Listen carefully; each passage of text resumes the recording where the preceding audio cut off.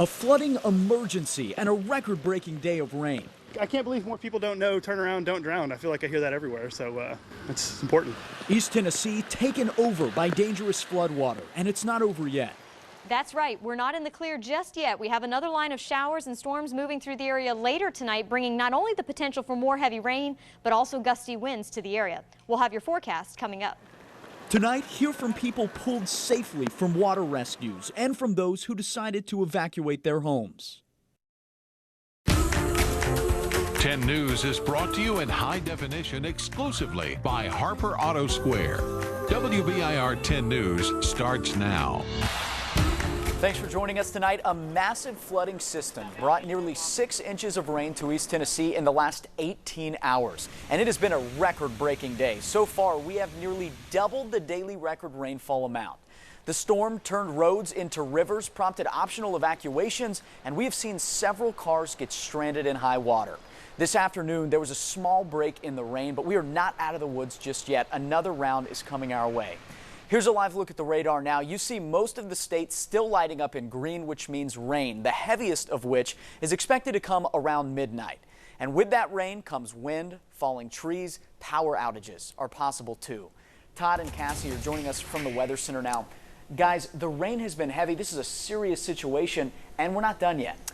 Not done yet at all, Daniel, Cassie. We are looking, thankfully we've gotten a break, but a lot of rain, a lot of flooding. We could see more heavy rain, more flooding tonight, maybe a few stronger storms. High winds could also be an issue. I mean, the soils are just so saturated. As you saw today, just about everything that fell ran off. That's why we had large puddles like the one you're seeing here next to Alcoa Highway throughout the day today. Yeah. And with all of that excessive runoff, that means that we have more flooding potential later tonight. And when you factor in those gusty winds that we expect to see kicking up in the next couple of hours, and especially as that line moves through later tonight, right, we're talking about the potential for trees to come down in the power outages. Exactly. Speaking of which, let's go through the currents, and then we'll get to that timeline of what we're expecting, how much, and when it all hits. 52 degrees right now. There are places in the 70s. Look at Birmingham, 70 degrees, Cass. That gives you an idea. There's a lot of energy in the atmosphere when you talk about that warmth that's down to our south. You can also see that warmth kind of climbing up in the middle Tennessee with Nashville at 62. That milder air is going to be moving into our region, and so will the energy. So we do expect to see some thunderstorms coming in later tonight, as you can see here from your radar. There's the energy right there. They do have tornado and severe thunderstorm warnings. Now, the greatest risk for severe weather is to our west in Mississippi, Alabama, west and middle Tennessee, but we could see a few stronger storms. A squall line of showers will be advancing in later this evening. We're enjoying a break right now, but still a lot of flooded roads.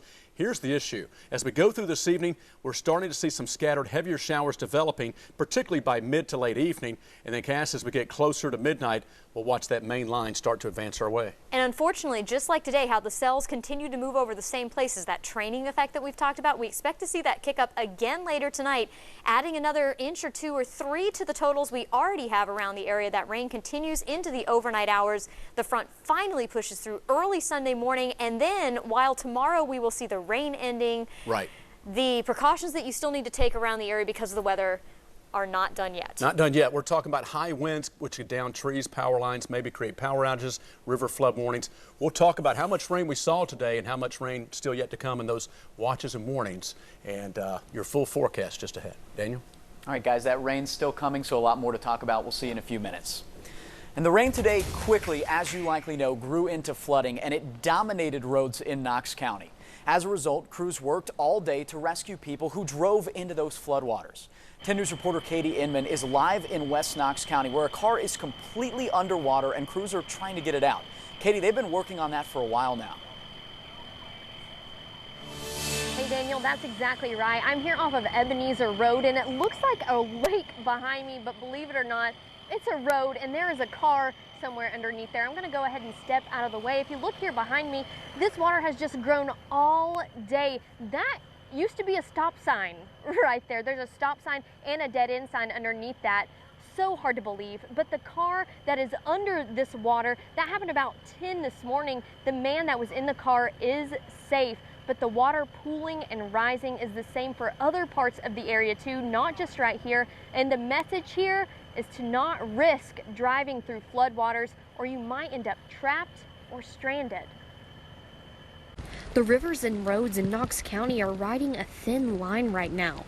The water rose several inches over the course of just a few hours. Just crazy flooding. I was here about an hour and a half ago and the water was about half as high as it is now. While some choose to stay back and stay safe, Well, yeah, I had to turn around because obviously I can't get home this way anymore. So yeah, I'm just trying to find a good way home. others choose to take the risk and find themselves in some high water. That was the case on Ebenezer in West Knox County. Around 10 in the morning, a man chose to drive into waters he thought he could handle, but had to wade out of the mess. Yeah, it's insane because in the pictures that were less than an hour ago, I think, or just about an hour ago, you can see the cars just right about at the windows, and now you can't even see the car anymore, so it's just gone. While he was fine, his car not so much. Tow crews tried to swim and hook it themselves, but the water was too high. Down the road, on Concord at Tyson Park, a van was pushed against the guardrail by fast-moving water. So the guardrail was keeping them from going into deeper water, and so the rescue truck launched their rescue boat, and we were able to get those individuals out. And as the water continues to rise, the message stays the same. Turn around, don't drown, and this is exactly what we're talking about. These individuals were in danger. That's right, turn around and don't drown. Now they are going to continue to try and get this car up out of the water. It's not happening yet, but Daniel, I'll go ahead and send it back over to you. Hopefully this will start to dry up, but we're not out of the woods yet. Yeah, we're definitely thinking about all those people trapped in those conditions and with their property there. Katie, thank you so much for that update. And even emergency crews are struggling to get around in these conditions. Look at this. Earlier today, a fire truck got stuck in high water in North Knoxville trying to reach a trapped driver. It happened at Knox Road and Broadway. Luckily, everyone involved is safe. And that flooding near Broadway and Knox Road forced 20 men out of their home. It's called Mend House, and it helps men get sober after drug or alcohol addiction. Rico Hopewell says that the men got to another building safely, but it was a scary situation. Feel safe because they did a great job at coming to the Mend House and asking were the men okay. And there was one guy in there, he's older, he's 64 years old. And he asked was he okay. He went in there and checked on him, and so he was okay. So they did a really good job. Awesome. North Knoxville is still seeing high water on some roads right now. While there is still standing water, officials are asking you to remember your pets and make sure they're safe. KPD says animal control officers have rescued several pets today, including this dog you see here, chained to a tree and stranded on top of a doghouse. They're asking that you bring any animals inside for now. Zoo Knoxville will be closed for the rest of the weekend after rising water affected power on the west side of the zoo.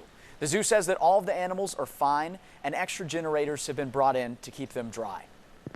And as the water rises, the mayor of Oakdale in Morgan County is asking people who live along Emery River to evacuate. The mayor says that the river is now about 28 feet right now. Normally, it stays at about 17 feet. About 50 to 60 people live along that river, and the mayor says evacuation is optional, but the city is opening a local church for people to go to if they need to. The Morgan County Sheriff is sending deputies to help make sure people are staying safe. The Oakdale mayor says that the local volunteer department and emergency services are on standby just in case. He says the Red Cross is also on standby. We'll walk you through how Morgan County is staying safe tonight on the Night Beat. Other East Tennessee communities are getting pummeled by rain and flooding as well. 10 News reporter Stephanie Haynes takes us over to Loudoun and Roane counties. In Lenoir City, swift water rescue teams brought a man, his girlfriend, and 2 dogs to safety. This is Forrest Anderson. He lives along Town Creek near Highway 321. He says he called when the water started rushing in above his knees. Rescue teams said they got him out with rope that wicked the water away. Then we made our way slowly across the water to the house, secured the man with us. And in Roane County, rushing water was covering streets and surrounding homes. This is Meadowlark Lane in Harriman. One woman emailed 10 News Saturday morning that she and her family evacuated. Nikki Stafford also lives in the area and said she's never seen anything like this. Have you seen this before? No, I haven't. Other Roane County roads are getting destroyed by rain. And in Oak Ridge, Highway 95 is closed for floodwaters. Oak Ridge police posted they rescued a partially submerged car on the turnpike earlier on Saturday. In Loudoun and Roane counties, Stephanie Haynes, WBIR 10 News. Weather affecting that area too. Stephanie, thank you. And a rock slide near the Tennessee-North Carolina state border will keep I-40 closed for at least a week now. Eastbound lanes are closed on the Tennessee side from exit 435 to the state line. Both lanes of I-40 are closed on the North Carolina side. TDOT and NCDOT are both diverting traffic to I-81 and I-26. A contractor for NCDOT has already started removing some of that debris. Crews will continue to work throughout Sunday morning to monitor roads for flooding and other concerns like more slides. Meanwhile, another slide has shut down Oak Ridge Highway. Mark Nagy with TDOT tweeted that out. It's at Hackworth Road. That road is not expected to be cleared until at least tomorrow. Nearly 100 roads are closed in the city of Knoxville alone. This is a live look right now at I-40 at Campbell Station Road. The standing water at the exit is starting to recede, but the road is still blocked off tonight. KPD says please do not drive past any road closure signs. We have a running list of those closures at WBIR.com. When we come back, we look at the conditions in your neighborhood. We have received hundreds of your pictures and videos, and we'll check those out after the break. And the #1 spot in the SEC comes down to just 2 points. We're breaking down an overtime struggle between the Vols and LSU coming up in sports.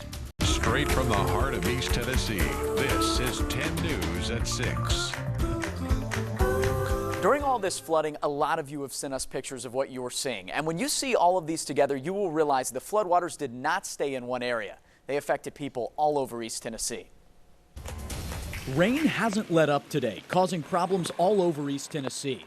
Floodwaters swallowing the Webb School soccer field in West Knoxville, rising right up to house porches in Loudon, and completely submerging this car off Sharp Road in Powell. In Cedar Bluff, Steve Brown sent us this photo of his backyard looking more like a pool. The same thing for this fenced enclosure in Clinton. Even the first responders trying to help having problems of their own. Knoxville Fire Engine 11 couldn't make it through this water. The fire department calling it a reminder to turn around, don't drown. In Morristown, waters are moving higher and higher into this parking lot. And in New Tazewell, this trailer and home sit stuck in rising water. Low-lying areas, rivers, and streams taking in more than they can hold, reminding all of East Tennessee that flood conditions should never be taken lightly. Please keep sending us those pictures and videos from your neighborhood. You can post those on our Facebook page. You can also tweet it to us at WBIR. Okay, we want to bring in Todd and Cassie now to get a more in-depth look, because while more rain is coming, now we're concerned about saturated ground and wind that could pull trees out from their roots. Still not out of the woods yet. Cassie, you start us off, a lot to get to. We got to get through tomorrow into Monday, then the weather's going to rapidly improve, but some concerns tonight. Yeah, and I mean, really talking about what we've already seen today, and even in the past week, that has been the setup to what has caused what we've seen today across the area. So let's kind of recap, talk to you about the records that we broke today, and then move forward for the rest of the night. So in the last 24 hours, you can really see by those bright pinks and purples the areas that have seen the most rain. And when I say most rain, I'm not talking about couple of inches here and there. I'm talking about more than a month's worth of rain today, and in some cases they doubled that total. Yeah, I'm talking about a lot. Even at our McGee-Tyson Airport, which did not see the highest totals around the area today, we had over 4.5 inches at TYS today. That smashes the old record of about 2.5 inches that we'd had back in 1962. And then for the month, look at this. We've had almost a foot of rain for the month of February. Our surplus is double what our average total monthly rainfall is. And for the year so far, almost 17 inches of rain. Our yearly departure is over 9 inches. So where does this actually fit? As far as, you know, some perspective on that. Well, with about a foot of rain so far this February, we are now in second place, the second wettest February that we have ever seen. And we have more rain coming tonight. We will very likely be calling 2019 the wettest February on record. And when you add that number in with the very wet January that we had and the very, very wet December that we had, we are currently sitting at the 4th wettest winter that we've ever had. And again, that number will be climbing later tonight. Now let's talk about what we've seen for the last 24 hours and why we've seen so much rain. Initially yesterday the band was to our north, but overnight that heavy rain just continued to move over the same areas repeatedly, and that's why we've had so much standing water across the area today. Right now we're in a break, but now we're going to start watching these showers and storms that are back off to our west. Yes, there are warnings along that line. They are expected to weaken as they move to the east here. We could see some strong gusty winds tonight. The tornado watch is off to our west. We do not expect that to be extended here into East Tennessee, but more importantly, the bright greens that you have here are flood warnings that are in effect for our entire viewing area at this point. And going through the rest of the evening, winds will also become breezy. A high wind warning in effect for these areas in gold, a wind advisory in effect for the areas in tan. So unfortunately, that does mean that it looks like a lot of trees may come down across the area as we go through tonight with those very gusty winds, not only in the higher elevations, but in the lower elevations too. To walk you through the rest of this evening and what we can expect once the system moves through, I'll pass it on over to Chief Meteorologist Todd Howell. Cassie Nall, thank you so much. Boy, it's been a long day. It's been a long week. We've got to get through our Sunday. We've got the high wind potential coming in tonight. More heavy rain, as Cassie was just talking about. It's been good to have a little bit of a break for part of this evening, but starting later on this evening, after about 9 to 10 p.m., we're going to start to see these showers moving back in. We could see a few isolated strong to severe storms, but the greatest threat for severe weather remains back to our west. Look at all the flood warnings with this new line. Yeah, that's the other issue. More heavy rain will lead to more flooding, unfortunately. The slightly better news, at least about this system, it's going to be a fast mover, so it won't be hanging around nearly as long like what we had today. But the issue, we had over 5.5 inches of rain here at Channel 10 since midnight, over 4.5 at the airport. So the ground totally saturated. As soon as it starts raining hard, it's going to immediately go to runoff and flood. So let's look at our futurecast. This is our high-resolution model. Zooming on in. And here's a look at 10 p.m. tonight. Notice the moderate to heavier rain showers back along the plateau. Starting to see some of that wave of heavier rain. There's midnight to 2 a.m.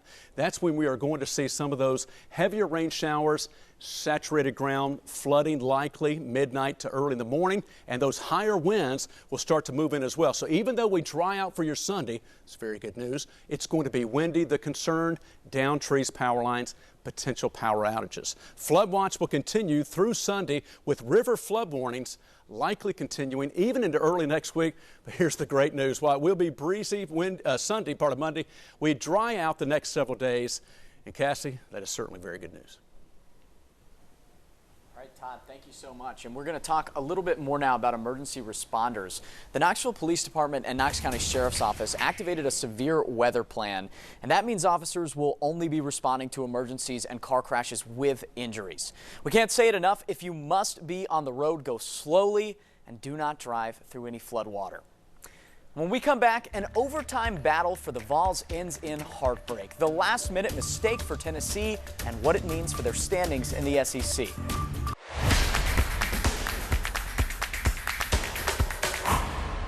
Welcome back. I'm Patrick Murray. Tough loss for Tennessee in Baton Rouge, falling to LSU 82-80 in overtime. Javonte Smart hit 2 free throws with 0.6 seconds left in overtime to give the Tigers the win. LSU was without leading scorer Tremont Waters, and the freshman guard Smart stepped up in his absence. He averages 10 points per game, but put up a career-high 29 against Tennessee, plus 5 assists and 3 steals, so it was fitting that he was the one to hit the go-ahead free throws. The Vols had several opportunities to win the game. They had the ball with 4.4 seconds left in regulation in a tie game, but Jordan Bone slipped and they couldn't get a shot off. And then in overtime, Lamonte Turner took a 3 with 4 seconds left, missed it. Grant Williams then fouled Smart. He hit the free throws. Tennessee had a timeout left but didn't use it, and Rick Barnes did not like the shot they got on that possession. We should have got a better look that last time down the floor, and we didn't. In that situation, you certainly want to have the last shot of the game, and we didn't do that. I think we have a really bad rule in college basketball where coaches can't call timeouts in that situation because the players are so locked into trying to play, and they shouldn't have to come down. As much as you talk about it, they shouldn't have to come down the floor looking at me and seeing if I want a timeout, which we talked about having a timeout. And coaches should be allowed to call timeout. I mean, that's what we get paid to do, to coach our team. And we had on what we wanted to do there, but Lamonte just, I think from the time he got the ball, I think he hadn't made up his mind he was going to stop and pull up and shoot it, which really is not a good decision. But at that point in time, he's not thinking about looking at me. He's worrying about protecting the ball. Everybody's looking and thinking, where should we be going? One of the key components of the matchup coming into the game was limiting LSU on the offensive glass. The Tigers lead the SEC in offensive rebounding, and Tennessee did a good job of that for most of the game. In the first 39 minutes, 52 seconds, the Tigers had 8 offensive rebounds, well below their average of 14.6 per conference game, but LSU pulled down 5. boards in the final 5 minutes, 8 seconds, including OT. They finished with 13 for 17 second chance points. Grant Williams scored 12 of his 18 points in the final 4 minutes of regulation and overtime, but he shot just 5 of 14 from the field and missed 7 shots inside the paint. So now there's a 3-way tie atop the SEC standings, but if the season ended today, LSU would be the #1 seed in the SEC tournament since they've beaten both Kentucky and Tennessee, and the Wildcats hold the tiebreaker over the Vols at the moment, so Tennessee would be the 3 seed. Still 4 games left in the regular season, so a lot of basketball left to be played for the Vols. Maybe not what we want to hear, but yeah, a lot to be played. Patrick, thank you. Well, coming up, we're going to tell you a little more about this system heading towards us, a look at the system coming our way, and when we will finally see an extended break, we promise, in this wet weather. Next. Hey, thanks for sticking with us. We want to take one more look at the weather, and Cassie, you can look at the radar, see that there's another system moving our way. We got to be careful. Yeah, we're not done just yet. We had all that rain earlier today. We're in a little bit of a break now. You can start to see some showers making their way back up the valley at this point, but looking a little further to the west, that line that's currently moving through Nashville, you see a lot of lightning with it and some warnings. That line of showers and storms will weaken as it moves to the east, but nonetheless, it's going to bring us not only the potential for more heavy rain, but also the gusty winds, right, Todd? Yeah, and so flooding and power outages down trees could be an issue. That's a 1-2 punch we'll have to be very concerned about. Notice the moderate to heavier rains that will move in late this evening. Once we get closer to midnight, that main line advances closer off the plateau into the valley. Heavy rain at times, again, could lead and likely will lead to more flooding. We do dry out Sunday, but those gusty winds could be problematic as we get into tomorrow. We'll have to still watch for down trees. Cassie, I'll let you take it from there with the dry weather. I get to have good news for you. Monday and Tuesday do look to be dry, and even the back half of Sunday is dry. But after everything that we've seen in the last couple of days, and especially today in particular, those days are going to be used for recovering from everything that's been moving through today. Yeah. Okay, well, Cassie, Todd, thank you. And thank you for watching. If you were out there, please stay safe. We'll see you on Facebook and then again on the air at 11.